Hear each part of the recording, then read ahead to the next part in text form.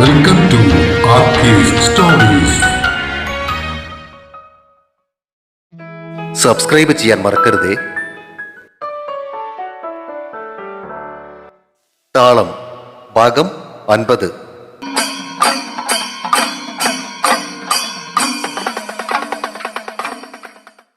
ഈ തോട്ടവും ഫാക്ടറിയും ഇവരുടെ പേരിലാണ് എഴുതി വെച്ചേക്കുന്നതെന്ന് കഴിഞ്ഞ ദിവസം രഘു പറയുമ്പോഴാണ് ഞാൻ അറിയുന്നത്.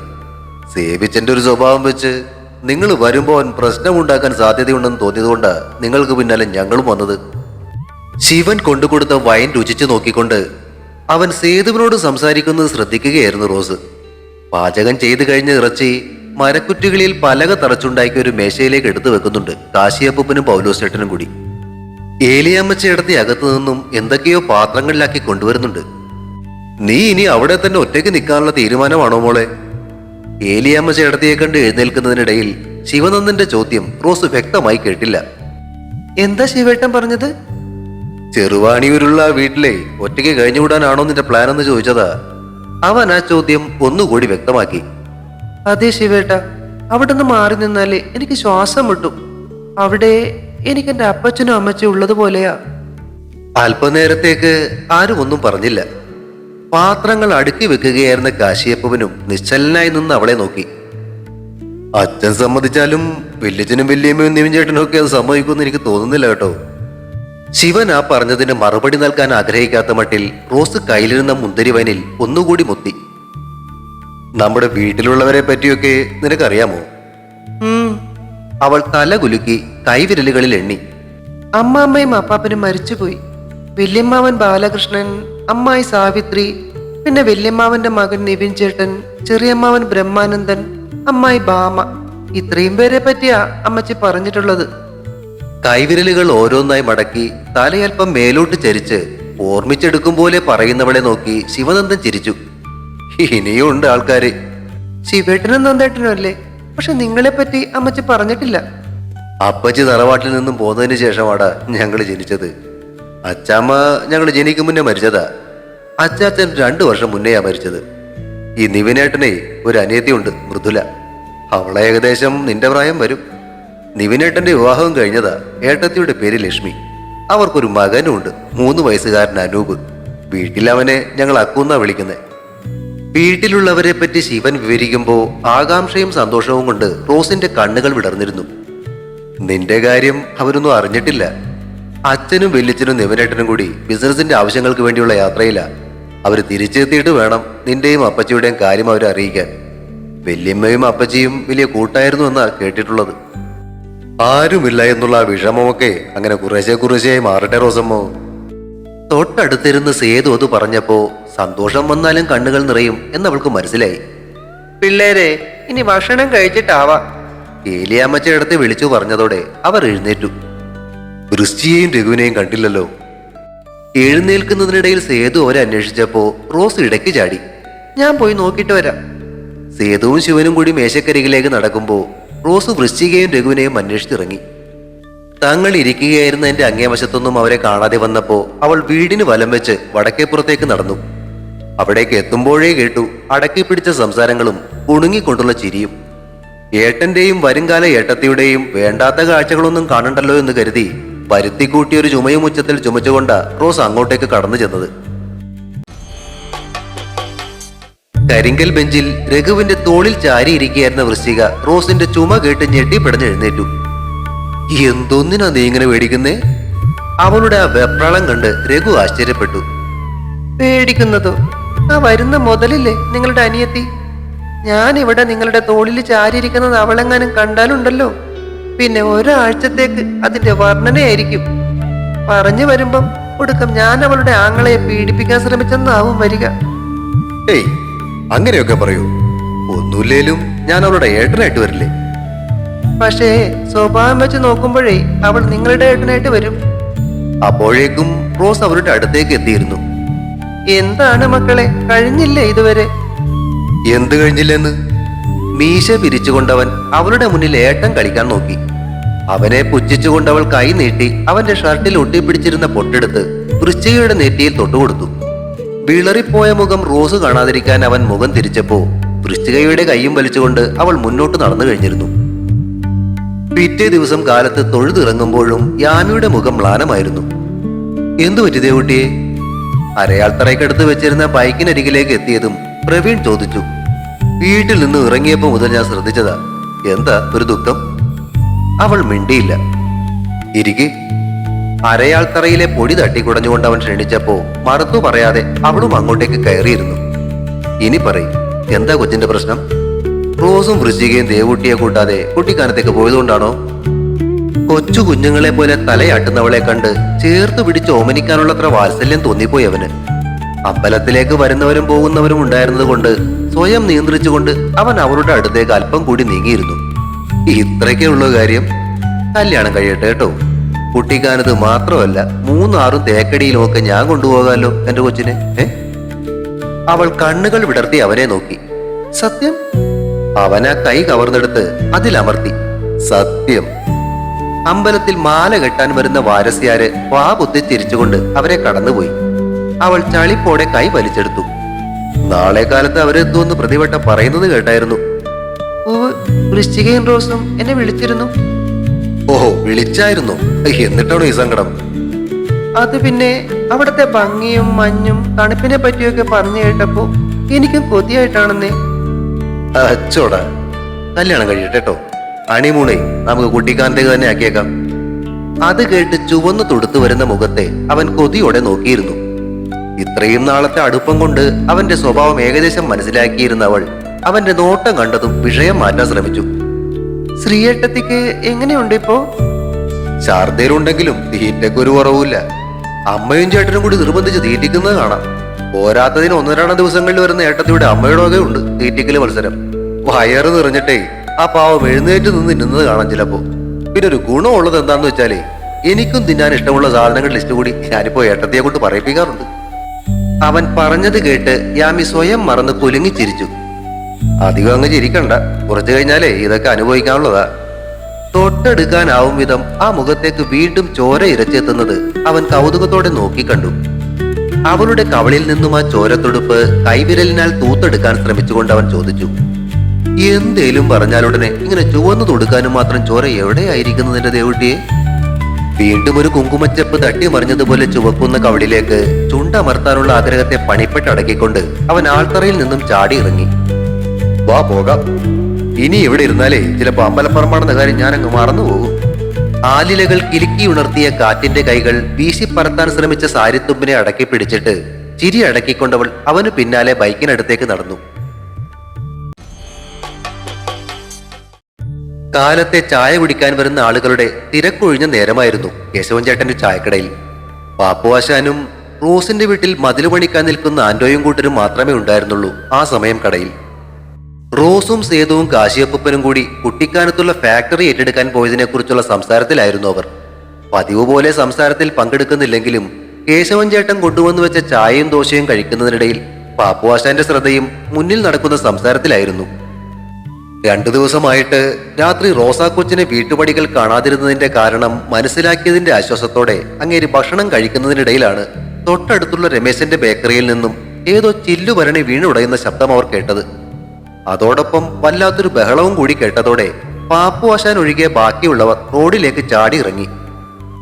ആരുടെയോ ചവിട്ട് കൊണ്ടതുപോലെ കടക്കുള്ളിൽ നിന്നും റോഡിലേക്ക് തെറിച്ചു വീഴുന്ന രമേശനെയാണ് അവർ കണ്ടത്.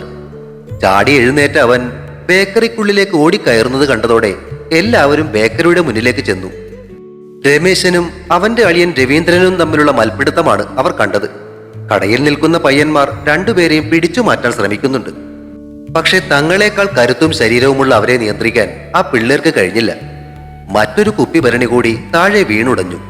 അതിലുണ്ടായിരുന്ന മിക്സ്ചർ ബേക്കറിയുടെ തറയിൽ പരന്നു. അതിൽ കിടന്ന് രമേശനും രവീന്ദ്രനും കൂടി കെട്ടിമറിഞ്ഞു. നോക്കി നിൽക്കാതെ പിടിച്ചു മാറ്റടാ, കേശവൻ ചേട്ടൻ പറഞ്ഞത് കേട്ട് ആന്റോയും കൂട്ടരും ആ ബേക്കറിക്കുള്ളിലേക്ക് ഓടിക്കയറി. ഏറെ ശ്രമപ്പെട്ട് 2 പേരെയും പിടിച്ചു മാറ്റാൻ ശ്രമിക്കുന്നതിനിടയിൽ രമേശന് വീണ്ടും ചവിട്ട് കിട്ടി. മുന്നോട്ട് കുതിച്ച രമേശനെ ആന്റോ വട്ടം പിടിച്ചു മാറ്റി. ബാക്കിയുള്ളവർ ചേർന്ന് രവീന്ദ്രനെയും പിടിച്ചു നിർത്തി. എന്റെ അച്ഛനുണ്ടാക്കിയ ബേക്കറിയാടാ ഇത്, ഇതേ കയറി ഭരിക്കാന്നേ നീ കരുതണ്ട. രമേശൻ അലറിയത് കേട്ട് രവീന്ദ്രൻ അവനെ നോക്കി പുച്ഛത്തിൽ ചിരിച്ചു. നീ പോടാ, എന്റെ ജോലി കളഞ്ഞിട്ടാ നിന്നെ സഹായിക്കാൻ ഇവിടെ കൂടിയത്.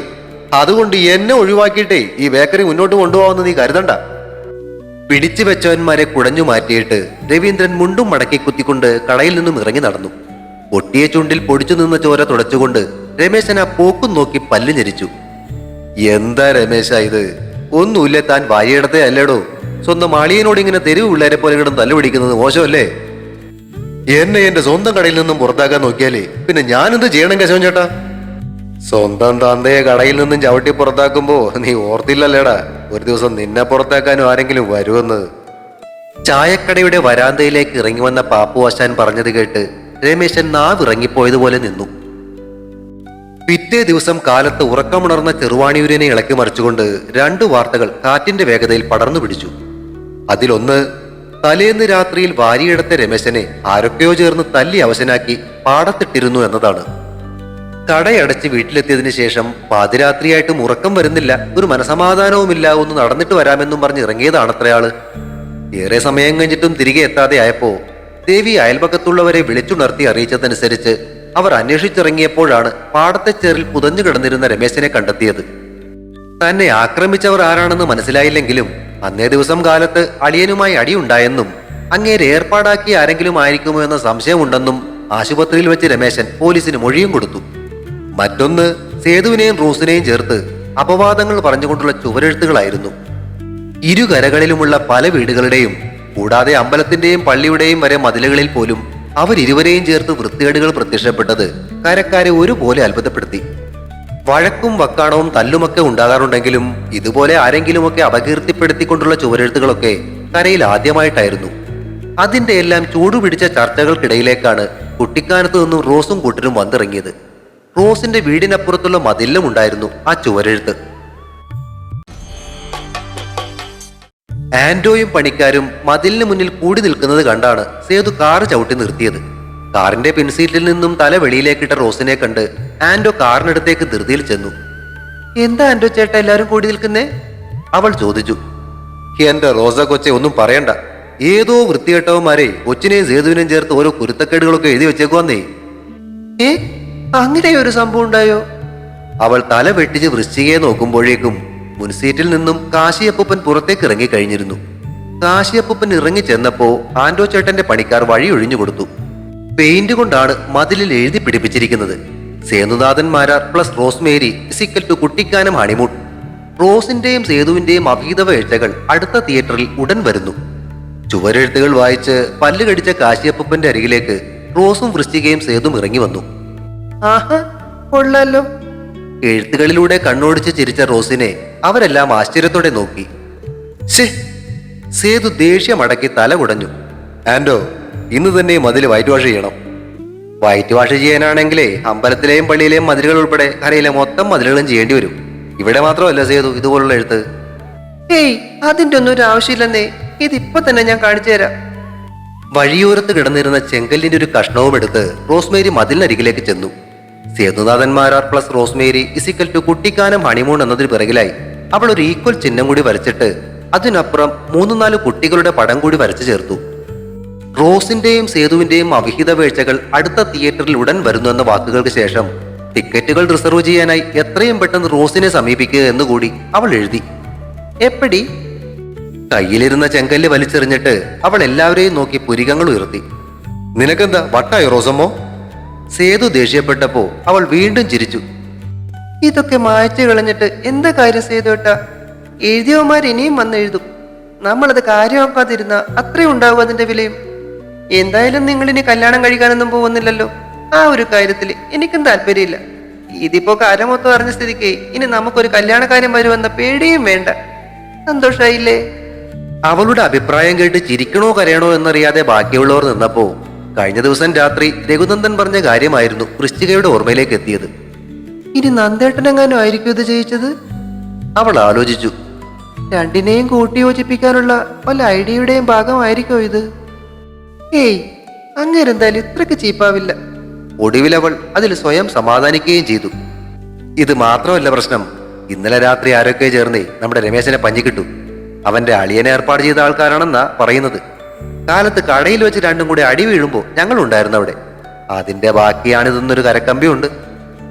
ആൻഡോ രണ്ടാമത്തെ വാർത്തയും പൊട്ടിച്ചപ്പോ സേതുവിന്റെ മുഖം കനത്തു. 2 ദിവസം ഒന്ന് മാറി നിന്നപ്പോ എന്തൊക്കെയാ സംഭവിച്ചത്? ആ, എന്തായാലും അവന് 2 നല്ലിന്റെ കുറവുണ്ടായിരുന്നു. ആരോടൊന്നില്ലാതെ കാശിയപ്പൻ പറയുന്നതിനിടയിൽ സേതു ചെന്ന് കാറിൽ കയറി. വീട്ടിൽ പോയ സ്റ്റെല്ല കുഞ്ഞമ്മ തിരിച്ചെത്തിയിട്ടില്ലായിരുന്നു. ഷീറ്റ് കെട്ടി ഉണ്ടാക്കിയ താൽക്കാലിക ഷെഡിലേക്ക് കാർ കയറ്റിയിട്ടിട്ട് താക്കോൽ ഏൽപ്പിച്ച ശേഷം സേതുവും കാശിയപ്പനും പുറത്തേക്ക് ഇറങ്ങിയപ്പോ വൃശ്ചിക റോസിനൊപ്പം നിന്നു. വാതിൽ തുറന്ന് അവർ അകത്തേക്ക് കയറുമ്പോഴേക്കും ഫോണിന്റെ ബെല്ലടിക്കാൻ തുടങ്ങിയിരുന്നു. റോസ് ഓടിച്ചെന്ന് ഫോൺ എടുത്തു. അങ്ങേ തലക്കൽ യാമിയായിരുന്നു. എന്താടി റോസി, നിങ്ങളുടെ കാർ വന്ന് കയറുന്നത് ഞാൻ കണ്ടായിരുന്നു, അതാ വിളിച്ചത്. ഡീ പെണ്ണെ, കരയിലെ വിശേഷമൊക്കെ അറിഞ്ഞില്ലേ? ഓ, എന്തായാലും ഇത്രയൊക്കെ ആയ സ്ഥിതിക്ക് നിന്റെ ആ പഴയ കാമുകനെ അങ്ങ് കെട്ടിയാലോ എന്നാ ഞാൻ ആലോചിക്കുന്നേ. എന്താ നിന്റെ അഭിപ്രായം? അങ്ങേ തലക്കൽ ഫോൺ നിശബ്ദമായി പോയപ്പോ റോസ് പൊട്ടിച്ചിരിച്ചു. നീ ഇപ്പോഴും അങ്ങനെ വിട്ടിട്ടില്ലല്ലേടി? റോസ് അവളെ കളിയാക്കി. പിന്നെ നീ അങ്ങേരെ കെട്ടിയാലും എനിക്കൊരു കുന്തോ ഇല്ല. അപ്പുറത്ത് യാമിയുടെ ശബ്ദത്തിൽ കുറുമ്പു നിറഞ്ഞു. ആണോ? എന്നാലേ മോളിങ് ഷഡേന്ന് വാ, എന്നിട്ട് നമുക്ക് ആലോചിക്കാം. റോസ് ഫോൺ വെച്ചതും വൃശ്ചിക ചോദിച്ചു. യാമി അല്ലേ? അതെ. സേതുവേട്ടന്റെ പേരിനൊപ്പം എന്റെ പേര് കണ്ടിട്ടാണോന്ന് അറിയില്ല, അവൾക്കൊരു വിമ്മിഷ്ടം. ഏയ്, ഇപ്പൊ അവളുടെ മനസ്സ് കുറെയൊക്കെ മാറിയിട്ടുണ്ടെന്നേ. എങ്കിൽ അവൾക്ക് കൊള്ളാം. ഇല്ല, ഞാൻ വല്ല വിമ്മും കലക്കി കൊടുക്കുക പണ്ടാരത്തിന്. ആ പാവം പ്രവീണേട്ടൻ എത്രയെന്ന് വെച്ചായി അവളുടെ പിന്നാലെ നടക്കുന്നേ. അല്ലടി റോസമ്മോ, നീ ഇപ്പൊ പറഞ്ഞതുപോലെ സേതുവേട്ടന്റെ നിന്റെയും കാര്യം നമുക്കൊന്ന് ആലോചിച്ചാലോ? വൃശ്ചിക ഒന്ന് എറിഞ്ഞു നോക്കി. റോസ് കണ്ണുകൾ ചൊളിച്ചു. നിനക്കും വേണോ വിമ്മ്? അല്ല, കരം മൊത്തം നല്ലൊരു പബ്ലിസിറ്റി ആയ സ്ഥിതിക്ക് ഞാനൊന്ന് ആലോചിച്ചെന്നേ ഉള്ളൂ. ഞായി ആദ്യം പൊന്നുമോള് ചെന്നേ തല്ലുകൊണ്ട് നിന്റെ ഏട്ടന്റെ വിവരം എന്തായെന്ന് അന്വേഷിക്ക്. എന്തിന്? അല്ലെങ്കിലും കാശിയപ്പൂപ്പൻ പറഞ്ഞതുപോലെ അങ്ങേർക്ക് 2 കിട്ടേണ്ട ആവശ്യം ഉണ്ടായിരുന്നു. അതങ്ങോട്ട് കിട്ടിയെന്ന് ഞാൻ കരുതുന്നുള്ളൂ. അത് കൊടുത്തവന്മാരെ കണ്ടിരുന്നേ 2 എണ്ണം എന്റെ പുന്നാര നാത്തൂനും കൊടുക്കാൻ ഞാൻ പറഞ്ഞേനെ. ആ, നാത്തൂമാരായാലേ ഇങ്ങനെ വേണോടി. I am proud of you my dear. അവളുടെ തോളത്ത് തട്ടി അഭിനന്ദിക്കുന്നതിനിടയിലാണ് യാമി ഓടിക്കിതച്ചെത്തിയത്. നേരാണോടി റോസ് നീ പറഞ്ഞത്? വന്ന പാടെ അവളുടെ ചോദ്യം കേട്ട് റോസ് കണ്ണു വിഴിച്ചു. ദേ വന്നേക്കണ അടുത്തത്. സേതുവേട്ടനെ വിവാഹം കഴിക്കുന്ന കാര്യമല്ലേ? അതെ. ഓടി വന്നതിന്റെ ചെറു കിതപ്പുമായി അവൾ കസേരയിലേക്കിരുന്നു. എന്നാ ഞാനൊരു കാര്യം പറയട്ടെ. കാൽനകത്താൽ കളം വരച്ച് കണ്ണുകൾ ചിമ്മിക്കൊണ്ട് റോസ് അവരെ നോക്കി. അവളുടെ ആ ഭാവം കണ്ട് രണ്ടും കൂടി കണ്ണും തള്ളി പരസ്പരം നോക്കിയിരുന്നു. സേതുവേട്ടനെ പണ്ട് തൊട്ടേ എനിക്ക് ഇഷ്ടമായിരുന്നു.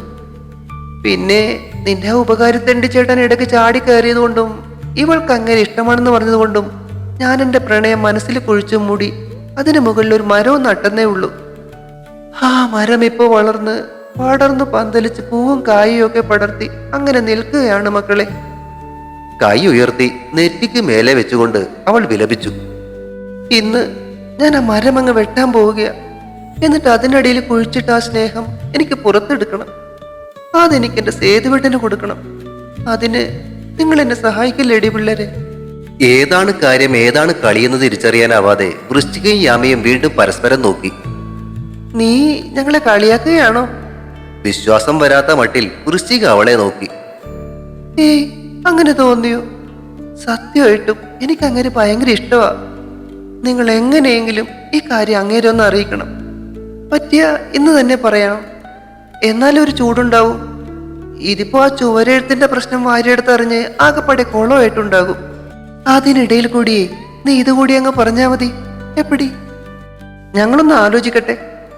മതി, നല്ലതുപോലെ ആലോചിച്ചിട്ട് മതി. എന്നാ മക്കളിരുന്ന് ആലോചിക്കേ. അപ്പോഴേക്ക് ഞാൻ പോയി ഡ്രസ്സ് മാറിയിട്ട് വരാം. 2 എണ്ണത്തിനെയും ആലോചിക്കാൻ വിട്ടിട്ട് അകത്തേക്ക് നടക്കുന്നതിനിടയിൽ റോസ് ഒന്ന് തിരിഞ്ഞു നോക്കി. ഷോക്ക് അടിച്ചതുപോലെ ഇരിക്കുന്ന അതുങ്ങളെ കണ്ട് അവൾ വാ പൊത്തിച്ചിരിച്ചു. കല്യാണം ആലോചിച്ചോണ്ട് വന്നിരിക്കുന്നു. ഓ, 2 എണ്ണത്തിനൊരു കടുവയുടെ വായിലേക്ക് എറിഞ്ഞു കൊടുത്തപ്പോ എന്തൊരു സമാധാനം. അടക്കി പറഞ്ഞ് സ്വയം ചിരിച്ചുകൊണ്ട് അവൾ അകത്തേക്ക് കയറിപ്പോയി. തുടരും. താളം അടുത്ത ഭാഗം ഉടൻ പ്രതീക്ഷിക്കുക. സബ്സ്ക്രൈബ് ചെയ്യാത്തവരുണ്ടെങ്കിൽ ദയവായി സബ്സ്ക്രൈബ് ചെയ്ത് സപ്പോർട്ട് ചെയ്യണേ. കഥയ്ക്ക് അഭിപ്രായങ്ങളും ലൈക്കുകളും ഹൈപ്പും നൽകുന്നതിനൊപ്പം കഥയുടെ ലിങ്ക് കഴിയുന്നവർക്കൊക്കെ ഒന്ന് ഷെയർ ചെയ്ത് കൂടി കൊടുത്തേക്കണേ. താങ്ക്